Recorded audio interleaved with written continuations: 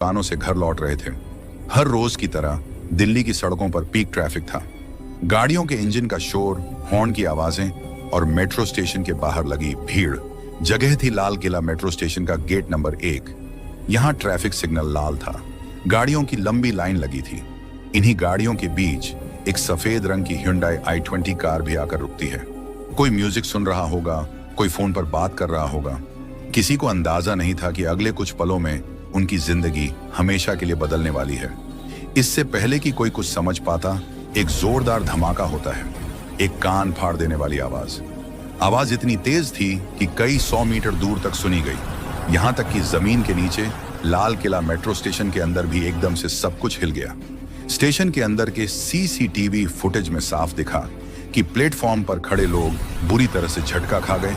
Station की दीवारें कांप उठीं और लोग घबराकर सुरक्षा के लिए स्टेशन के अंदर की तरफ भागने लगे। ऊपर सड़क पर मंजर और भी भयानक था। ये एकदम से कयामत आ जाने जैसा था। एक पल में हर तरफ आग, धुआं और अंधेरा छा गया। चश्मदीदों ने जो बताया वो रूह कपा देने वाला था। लोग हवा में उछल कर गिरे थे। सड़कों पर हर तरफ बिखरे हुए इंसानी अंग। एक आदमी ने बाद में पुलिस को बताया कि उसने सड़क पर एक कटा हुआ हाथ देखा। हर तरफ चीख पुकार मची थी। उस एक पल में सब कुछ बदल गया। धमाका इतना 500 मीटर दूर एक मंदिर के शीशे इस धमाके से टूट गए। शुरुआती खबरों में 8 से 9 लोगों के मरने की बात आई, लेकिन अगले कुछ दिनों में यह आंकड़ा बढ़कर 13 तक पहुंच गया और घायलों की गिनती 20 से भी ज्यादा। सभी को पास के LNJP हॉस्पिटल ले जाया गया। इस भीड़ में, इस अफरा तफरी में कई कहानियां हमेशा के लिए दफन हो गईं। एक ऐसी ही कहानी थी अमर कटारिया की। अमर दक्षिणी दिल्ली के एक बिजनेसमैन।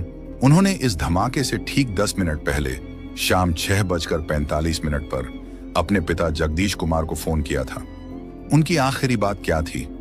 पापा, मैं दुकान से निकल रहा हूं, आप भी चलिए, घर पर मिलता हूं। यह उनकी आखिरी कॉल थी। जब थोड़ी देर बाद उनके पिता ने फोन किया तो किसी और ने उठाया। कहा, यहां धमाका हो गया है। यह फोन सड़क पर मिला है। परिवार ने पूरी रात हॉस्पिटल के चक्कर काटे, लेकिन अमर का कुछ पता नहीं चला। अगली सुबह उनके परिवार ने उन्हें मॉर्ग में पहचाना। कैसे? उनके कपड़ों से और उनके हाथ पर बने अपनी पत्नी के नाम के टैटू से। अमर कटारिया की तरह बाकी 12 लोग भी उस शाम घर लौटने ही वाले थे, पर कभी पहुंच नहीं पाए। हर तरफ कंफ्यूजन था। यह हुआ कैसे? पहले लोगों को लगा शायद किसी कार का CNG सिलेंडर फट गया है। सोशल मीडिया पर अफवाहें फैलने लगीं, लेकिन जल्द ही यह बात साफ हो गई। PIB यानी प्रेस इंफॉर्मेशन ब्यूरो ने तुरंत इस अफवाह का खंडन किया। यह कोई सिलेंडर ब्लास्ट नहीं था, यह कुछ और था, कुछ बहुत बड़ा, कुछ बहुत भयानक। यह खबर आग की तरह फैली। प्राइम मिनिस्टर नरेंद्र मोदी, जो उस वक्त भूटान के दौरे से लौट रहे थे, वो एयरपोर्ट से सीधे LNJP हॉस्पिटल गए और घायलों से मिले। होम मिनिस्टर अमित शाह ने ब्लास्ट साइट का दौरा किया। अगले 48 घंटों के अंदर सेंट्रल कैबिनेट ने एक रेजोल्यूशन पास किया। सरकार ने इसे ऑफिशियल तौर पर राष्ट्र विरोधी ताकतों द्वारा किया गया एक जघन्य आतंकी हमला यानी हेनस टेरर इंसिडेंट घोषित कर दिया। केस पर तुरंत UAPA यानी अनलॉफुल एक्टिविटीज प्रिवेंशन एक्ट लगा दिया गया और दिल्ली पुलिस स्पेशल सेल से इस केस की जांच सीधे नेशनल इन्वेस्टिगेशन एजेंसी यानी NIA को सौंप दी गई। यह सब इतनी तेजी से हुआ कि देश समझ गया कि यह मामला कितना संगीन है। यह दिल्ली में 2011 के हाई कोर्ट ब्लास्ट के बाद पिछले 1 दशक से ज्यादा वक्त में सबसे बड़ा और सबसे घातक आतंकी हमला था। अमेरिका ने भी इस पर बयान जारी किया। उनके फॉरेन मिनिस्टर ने साफ कहा, क्लियरली यह एक टेररिस्ट अटैक था। अब पूरे देश के सामने सिर्फ एक सवाल था, यह किया किसने और उस सफेद i20 कार के अंदर कौन था?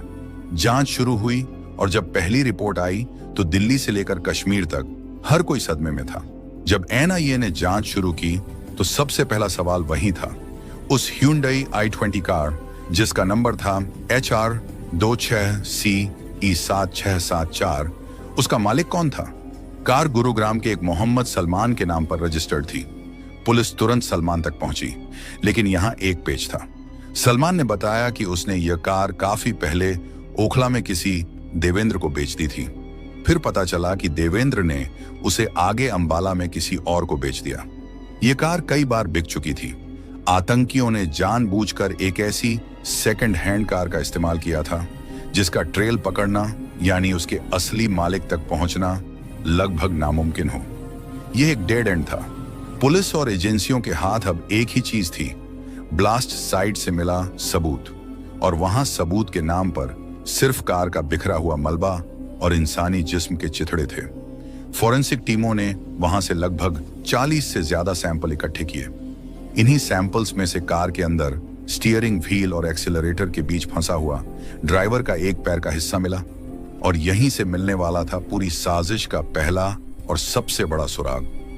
जांच एजेंसियों को हरियाणा और जम्मू कश्मीर पुलिस से एक इंटेलिजेंस इनपुट मिला था, एक डॉक्टर मॉड्यूल के बारे में, एक ऐसे ग्रुप के बारे में जो पिछले कुछ समय से उनके रडार पर था। इस मॉड्यूल का एक मेंबर था डॉक्टर उमर उन नबी, जो कि कश्मीर के पुलवामा का रहने वाला था। पुलिस को शक था कि उमर ही इस ब्लास्ट के पीछे हो सकता है, लेकिन शक को प्रूफ में बदलने के लिए पक्का सबूत चाहिए था। इसीलिए जांच टीम तुरंत पुलवामा में डॉक्टर उमर के घर पहुंची, कोयल गांव। उन्होंने वहां से डॉक्टर उमर की मां के डीएनए सैंपल लिए। ये सैंपल दिल्ली लाए गए। एम्स की फॉरेंसिक लैब में उन्हें ब्लास्ट साइट से मिले उस जिस्म के टुकड़े के साथ मैच किया गया, और जब रिपोर्ट आई तो सारी एजेंसियों के होश उड़ गए। डीएनए पूरी तरह से मैच हो गया। अब यह ऑफिशियली कंफर्म हो चुका था, उस कार को चलाने वाला और उस ब्लास्ट में मरने वाला शख्स कोई और नहीं बल्कि डॉक्टर उमर उन नबी था। एक डॉक्टर, एक पढ़ा लिखा इंसान, एक व्हाइट कॉलर प्रोफेशनल। यह खबर अपने आप में एक धमाका थी। आतंकियों के बारे में सुना था, लेकिन एक डॉक्टर टेररिस्ट, ये क्या नया सिलसिला शुरू हो गया था। मीडिया में व्हाइट कॉलर टेरर मॉड्यूल शब्द गूंजने लगा। यह कोई अनपढ़ गुमराह नौजवान नहीं था जिसे ब्रेन वॉश किया गया हो। यह एक टॉप स्टूडेंट था। डॉक्टर उमर 29 साल का। उसने श्रीनगर के जीएमसी से पढ़ाई की थी, फिर अनंतनाग के जीएमसी अस्पताल में काम किया। लेकिन उसकी कहानी में एक दाग था। ऊपर से वह जितना शांत दिखता था, अंदर से उतना ही बिगड़ा हुआ था। उसके साथ काम करने वाले डॉक्टर, स्टाफ और यहां तक कि मरीजों ने भी उसकी कई शिकायतें की थी। कहते थे कि डॉक्टर उमर रूड था, मरीजों पर ध्यान नहीं देता था और अक्सर अस्पताल से गायब रहता था। साल 2023 की बात है। उसकी लापरवाही से एक मरीज की मौत भी हो गई थी, जिसके बाद 4 सीनियर डॉक्टरों की एक कमेटी ने उसको नौकरी से निकालने की सिफारिश की थी। उसी वक्त उसे टर्मिनेट कर दिया गया था। उसके परिवार वालों को इस पर विश्वास नहीं हुआ। उन्होंने बताया कि वो बहुत शांत रहता था, हमेशा पढ़ाई में डूबा रहता था। उसकी भाभी ने बताया कि उसने आखिरी बार फोन पर कहा था कि वो 3 दिन में घर आ रहा है, लेकिन उस कार ब्लास्ट ने सब कुछ बदल दिया। कश्मीर में नौकरी से निकाले जाने के बाद डॉक्टर उमर दिल्ली के पास फरीदाबाद आ गया। यहां उसने एक प्राइवेट यूनिवर्सिटी, अल फल्का यूनिवर्सिटी में पढ़ाना शुरू कर दिया, और यहीं से उसने अपने आतंक के नेटवर्क को नए सिरे से बुनना शुरू किया। अब सवाल यह नहीं था कि कार में कौन था, अब सवाल यह था कि एक डॉक्टर आतंकी कैसे बन गया। और अगर यह एक पूरा मॉड्यूल था, जैसा कि पुलिस को शक था, तो इसका मतलब डॉक्टर उमर अकेला नहीं था। उसके साथ और कौन कौन शामिल था। और फिर एक एक करके, जैसे प्याज की परतें खुलती हैं, इस डॉक्टर मॉड्यूल के बाकी चेहरे भी बेनकाब होने लगे। और इन चेहरों के पीछे जो कहानी छुपी थी, वो डॉक्टर उमर की कहानी से भी ज्यादा हैरान करने वाली थी। जांच अब दिल्ली से निकलकर पुलवामा से होती हुई सीधे फरीदाबाद की अल फल्का यूनिवर्सिटी के दरवाजे पर जा पहुंची थी। पुलिस की जांच का सेंटर पॉइंट अब बन चुकी थी फरीदाबाद की अल फलाह यूनिवर्सिटी। यह एक प्राइवेट यूनिवर्सिटी थी। यहाँ मेडिकल कॉलेज था, हॉस्पिटल था, और यहीं पर डॉक्टर उमर उन नबी पढ़ाता था। लेकिन जब पुलिस ने यूनिवर्सिटी के रिकॉर्ड्स और वहां काम करने वाले लोगों को खंगालना शुरू किया, तो पता चला कि डॉक्टर उमर इस यूनिवर्सिटी का अकेला ऐसा डॉक्टर नहीं था जिसके इरादे बीमारी ठीक करने से ज्यादा बीमारी फैलाने के थे। इस मॉड्यूल का दूसरा बड़ा चेहरा सामने आया, डॉक्टर मुजम्मिल शकील गनाई, जो कि एक लॉजिस्टिशियन था। डॉक्टर मुजम्मिल भी पुलवामा का ही रहने वाला था और अल फलाह यूनिवर्सिटी में असिस्टेंट प्रोफेसर के पद पर काम कर रहा था। उमर और मुजम्मिल दोनों एक ही मेडिकल कॉलेज में काम करते थे और एक दूसरे के करीबी दोस्त थे। लेकिन मुजम्मिल का रोल सिर्फ दोस्ती निभाने तक नहीं था। पुलिस को पता चला कि मुजम्मिल ही वह आदमी था जो इस पूरे मॉड्यूल के लिए लॉजिस्टिक्स का काम देखता था, यानी रहने के लिए, आने जाने के लिए, सामान लाने ले जाने के लिए इंतजाम करना। फरीदाबाद में जितने भी सेफ हाउस यानी किराए के घर लिए गए थे वह सब डॉक्टर मुजम्मिल ने ही अपने नाम पर रेंट किए थे और इन्हीं घरों से पुलिस को आगे चलकर वह चीज मिलने वाली थी जिससे यह साफ हो गया कि यह लोग कितनी बड़ी साजिश रच रहे थे। डॉक्टर मुजम्मिल को पुलिस ने ब्लास्ट से पहले ही 9 नवंबर को फरीदाबाद से गिरफ्तार कर लिया था और शायद यही वजह थी कि डॉक्टर उमर इतना घबरा गया था। लेकिन इस मॉड्यूल में सिर्फ यही 2 डॉक्टर नहीं थे। अब मिलिए इस कहानी के तीसरे किरदार से जो शायद सबसे ज्यादा चौंकाने वाला है। नाम डॉक्टर शाहीन शाहिद, जो कि वेपन्स हेड थी। डॉक्टर शाहीन 40 साल की लखनऊ की रहने वाली थी और अल फलाह हॉस्पिटल में ही काम करती थी। पुलिस के मुताबिक डॉक्टर शाहीन कोई मामूली मेंबर नहीं थी। वह आतंकी संगठन जैश ए मोहम्मद यानी JEM के वीमेंस विंग जमात उल मोमिनात की इंडिया हेड थी। सोचिए, एक डॉक्टर, एक हॉस्पिटल में काम करने वाली औरत और आतंकी संगठन की वीमेंस विंग की हेड। कहते हैं ना, बगल में छोरा शहर में ढिंडोरा। यहां तो बगल में डॉक्टर के भेस में मौत बैठी थी। उसका काम था पिछले 2 साल से एक्सप्लोसिव यानी विस्फोटक जमा करना। जब पुलिस ने डॉक्टर शाहीन को 9 नवंबर को फरीदाबाद से गिरफ्तार किया और उसकी गाड़ी एक मारुति स्विफ्ट कार की तलाशी ली तो उनके भी होश उड़ गए। उसकी कार से एक AK-47 राइफल, एक पिस्तौल और कई मैगजीन बरामद हुए। एक डॉक्टर की गाड़ी से मेडिकल किट नहीं बल्कि AK-47 मिल रही थी। यह व्हाइट कॉलर आतंक का वह चेहरा था जो अब तक सबकी आंखों से ओझल था। डॉक्टर शाहीन की गिरफ्तारी के बाद ही उसके भाई डॉक्टर परवेज अंसारी को भी पुलिस ने लखनऊ से उठा लिया, क्योंकि वह गाड़ी जिससे AK-47 मिली वह उसके भाई के नाम पर रजिस्टर्ड थी। चौथा किरदार था डॉक्टर अदील राठर, जो कि एक रिक्रूटर था। डॉक्टर अदील को सहारनपुर से गिरफ्तार किया गया था। उसका काम था नए लड़कों को रेडिकलाइज करना, यानी उनका ब्रेन वॉश करके मॉड्यूल में भर्ती करना। तो यह थी पूरी टीम। डॉक्टर उमर जो बॉम्बर था, डॉक्टर मुजम्मिल लॉजिस्टिशियन था, डॉक्टर शाहीन वेपन्स हेड था और डॉक्टर अदील रिक्रूटर था। सभी के सभी हाईली एजुकेटेड प्रोफेशनल डॉक्टर। इनके पास पैसा था, सोसाइटी में इज्जत थी और एक कवर था जिस पर कोई शक नहीं कर सकता था। आखिर एक डॉक्टर पर कौन शक करता है? ये लोग अपने प्रोफेशनल लाइफ की एड में आतंक का ये पूरा इकोसिस्टम चला रहे थे और इनका काम करने का तरीका भी इनके प्रोफेशन जैसा ही सोफिस्टिकेटेड था। ये लोग आपस में बात करने के लिए नॉर्मल फोन कॉल्स या व्हाट्सएप का इस्तेमाल नहीं करते थे। इन्होंने कम्युनिकेशन के लिए स्विट्जरलैंड बेस्ड एक एनक्रिप्टेड ऐप 3 का इस्तेमाल किया। ये एक ऐसा ऐप है जिसे चलाने के लिए फोन नंबर या ईमेल आईडी की जरूरत नहीं पड़ती। इसके अलावा यह सेशन नाम के एक और ऐप का भी इस्तेमाल करते थे, लेकिन इनका सबसे शातिर तरीका था डेड ड्रॉप ईमेल। इसमें क्या होता है कि मॉड्यूल के सभी मेंबर्स के पास एक कॉमन ईमेल आईडी और पासवर्ड होता है। जब किसी को कोई मैसेज भेजना होता है तो वह ईमेल को सेंड नहीं करता, बल्कि मैसेज टाइप करके उसे ड्राफ्ट में सेव कर देता है। दूसरा मेंबर उस ईमेल को लॉगिन करके ड्राफ्ट से मैसेज पढ़ता है और फिर उस ड्राफ्ट को डिलीट कर देता है। इससे ईमेल कभी सेंड ही नहीं होता और कोई डिजिटल ट्रेल यानी कोई सबूत नहीं बचता। यह तरीका आमतौर पर बड़े देशों की इंटेलिजेंस एजेंसियों यानी जासूस इस्तेमाल करते हैं और यहां दिल्ली की बगल में बैठे ये डॉक्टर इसका इस्तेमाल कर रहे थे। पुलिस ने जब इनकी जांच की तो अल फलाह यूनिवर्सिटी से कई और डॉक्टरों के नाम सामने आए। इसमें एक नाम था डॉक्टर मुस्तकीम का, जो हरियाणा के नूह का रहने वाला था। वह भी इस यूनिवर्सिटी से जुड़ा था। ये सारी बातें ये साफ करने के लिए काफी थी कि यह कोई छोटा मोटा भटका हुआ ग्रुप नहीं था। ये एक प्रोफेशनल, ट्रेंड और बेहद खतरनाक लोगों का नेटवर्क था। लेकिन सवाल अभी भी वही था, इतने विस्फोटक, AK-47, इतनी प्लानिंग, ये सब किसके लिए? लाल किला में हुआ ब्लास्ट तो एक कार में हुआ, तो फिर इतनी तैयारी क्यों? इसका जवाब मिला फरीदाबाद के उन्हीं किराए के घरों से जो डॉक्टर मुजम्मिल ने लिए थे। जब पुलिस ने वहां रेड की तब असली साजिश का पर्दाफाश हुआ। जब दिल्ली की पुलिस अल फलाह यूनिवर्सिटी के इन व्हाइट कॉलर आतंकियों की कड़ियां जोड़ रही थी, ठीक उसी वक्त देश के दूसरे कोने में गुजरात ATS एक अलग ही ऑपरेशन को अंजाम दे रही थी। ये कहानी इतनी फिल्मी है कि आपको विश्वास नहीं होगा। दोनों कहानियां एक ही समय पर नवंबर 2025 के उन्हीं दिनों में चल रही थी। एक तरफ दिल्ली में बम की साजिश थी तो दूसरी तरफ गुजरात में जहर की। गुजरात एटीएस को खबर मिली एक और डॉक्टर के बारे में। नाम था डॉक्टर अहमद मोहिउद्दीन सईद, जो कि एक पॉइजन मेकर था, हैदराबाद का रहने वाला। और इसने अपनी एमबीबीएस की पढ़ाई कहां से की थी?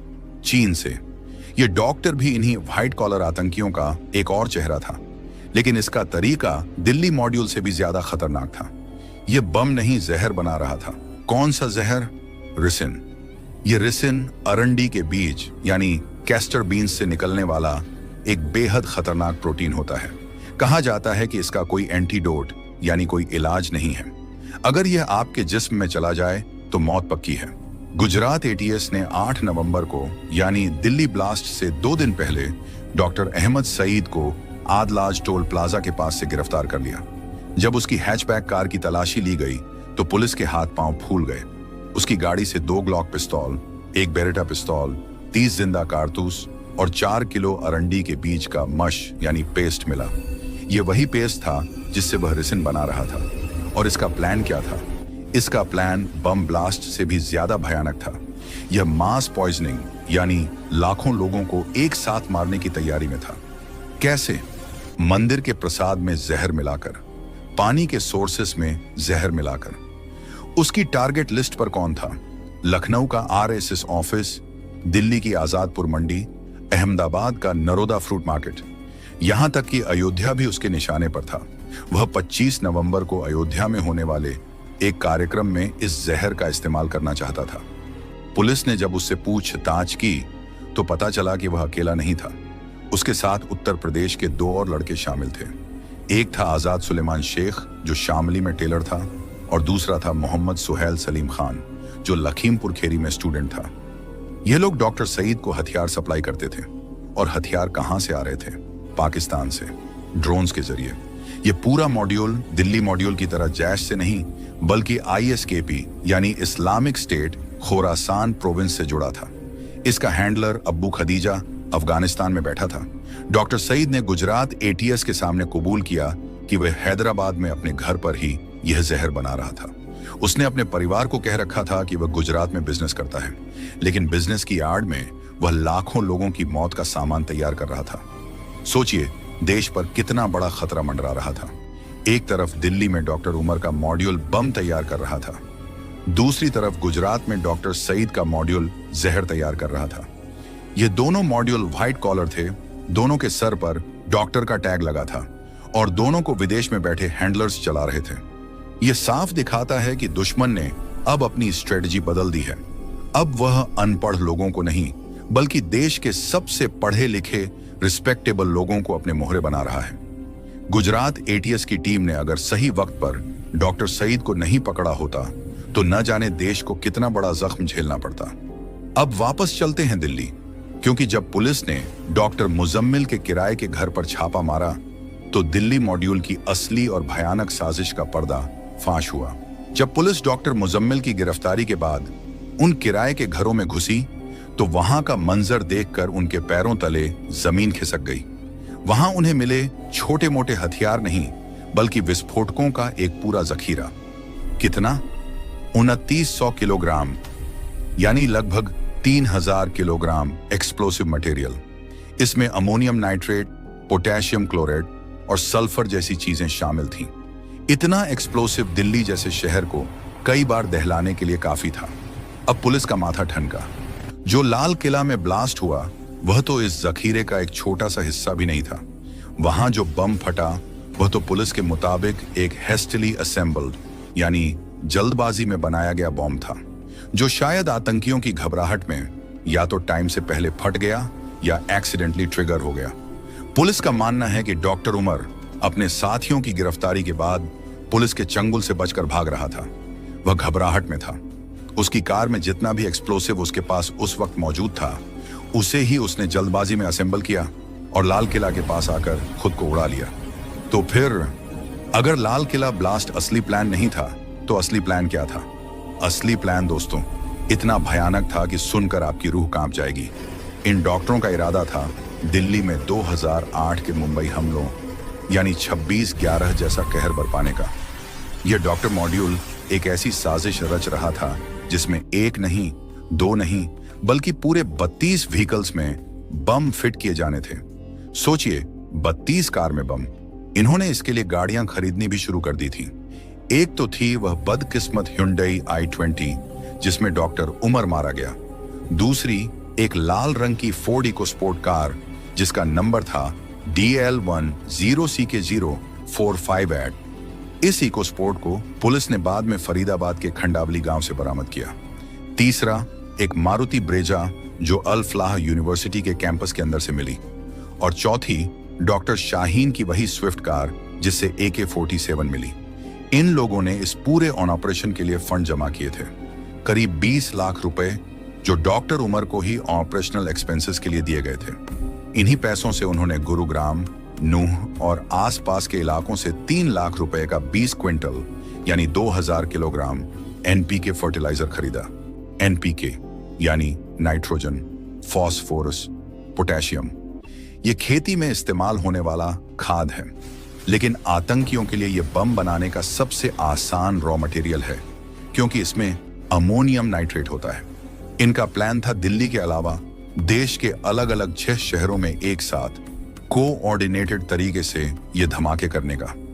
उन्होंने दिल्ली में कई हाई प्रोफाइल जगहों की रेकी यानी जांच पड़ताल भी कर ली थी। टारगेट लिस्ट में कौन कौन था? India gate, constitution club, Chandni Chowk का गौरीशंकर मंदिर, सरोजिनी नगर मार्केट, लाजपत नगर मार्केट और सदर बाजार। यानी दिल्ली की वह सब जगहें जहां हर वक्त सबसे ज्यादा भीड़ रहती है, ताकि ज्यादा से ज्यादा मासूम लोगों की जान ली जा सके। और इस पूरे हमले के लिए उन्होंने एक खास तारीख भी चुन रखी थी। असली प्लान अगस्त 2025 में अटैक करने का था, लेकिन कुछ कारणों से यह प्लान बदल गया और नई तारीख रखी गई 6 दिसंबर।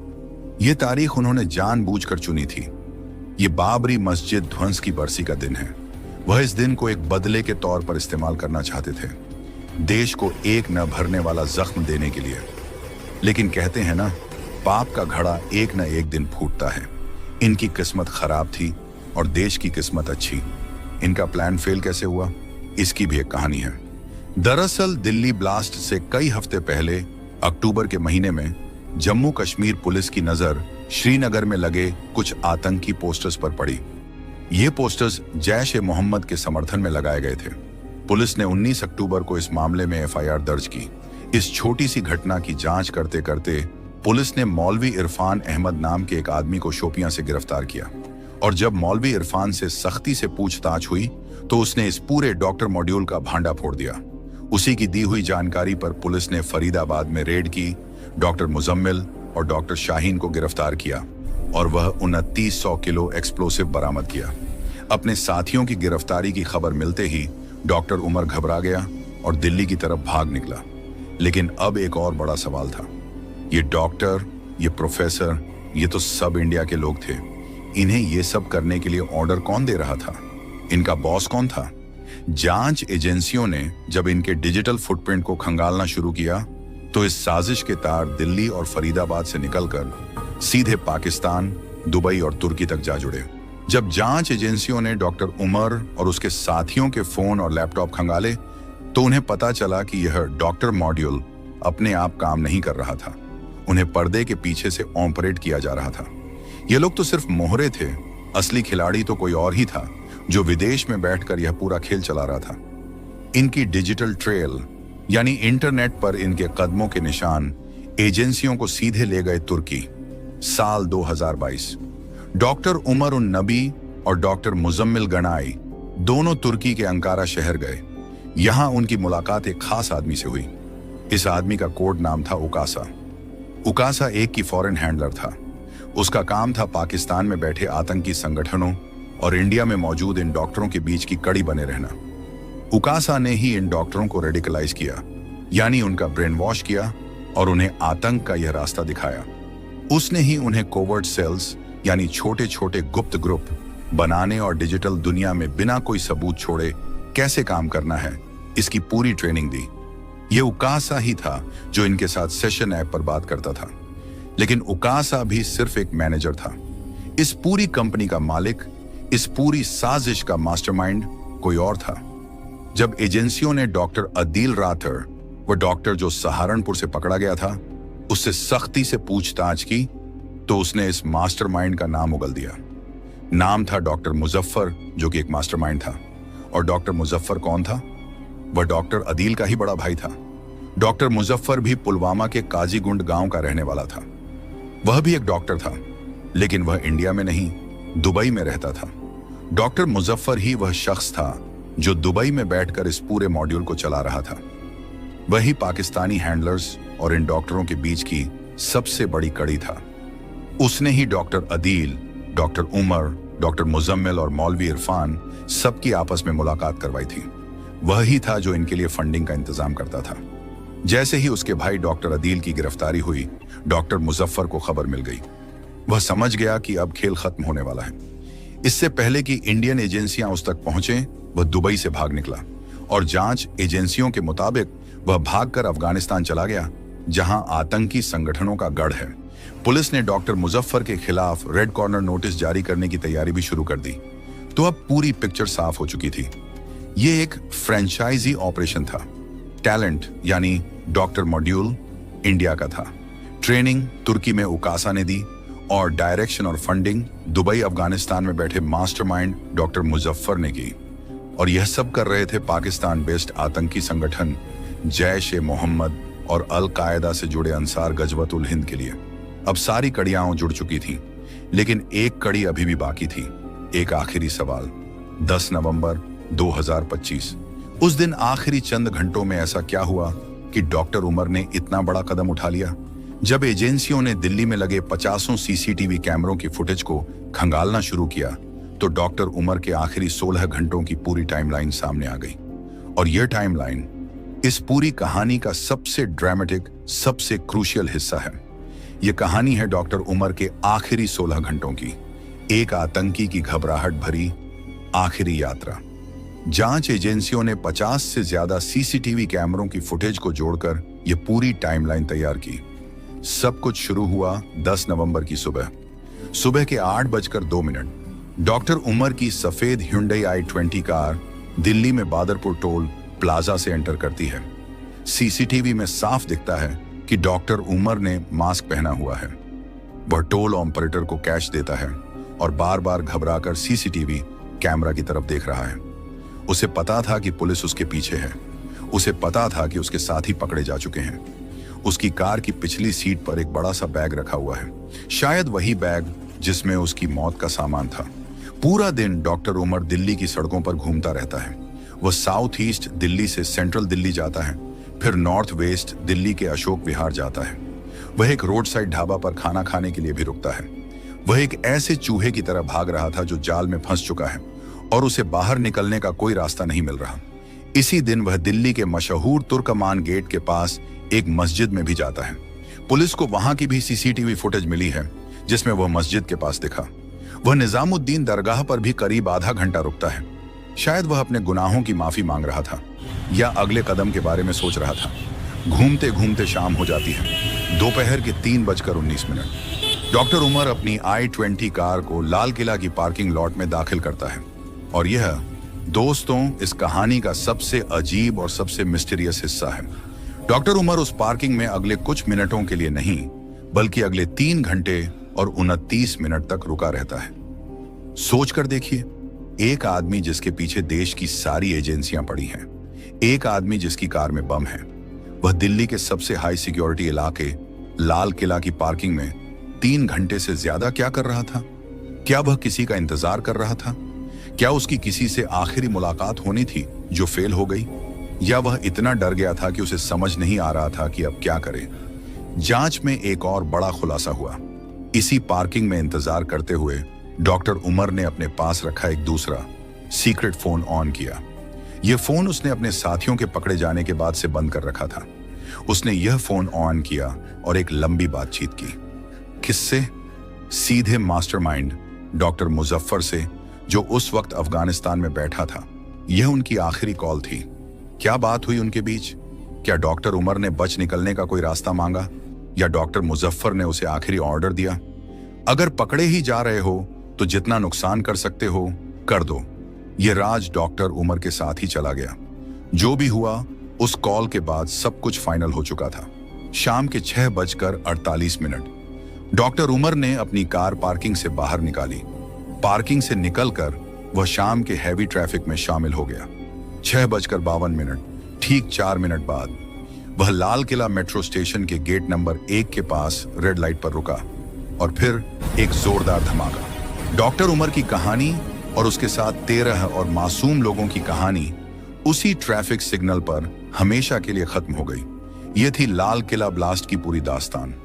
एक ऐसी साजिश जिसे अगर वक्त रहते न रोका जाता तो देश को बहुत बड़ा जख्म मिलता।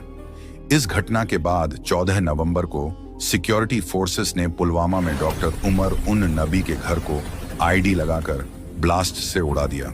ये एक साफ संदेश था आतंकियों और उनके मददगारों के लिए। लेकिन यह कहानी हम सब के लिए एक बहुत बड़ा सवाल छोड़ गई। एक डॉक्टर जो जिंदगी बचाने की कसम खाता है, वह जिंदगी लेने वाला कैसे बन गया? यह व्हाइट कॉलर टेरर का जो नया चेहरा हमने देखा है, क्या यह बस शुरुआत है? तो यह थी कहानी लाल किला ब्लास्ट की और उसी वक्त देश के दूसरे हिस्से में चल रहे गुजरात पॉइजन प्लॉट की। एक तरफ बॉम्ब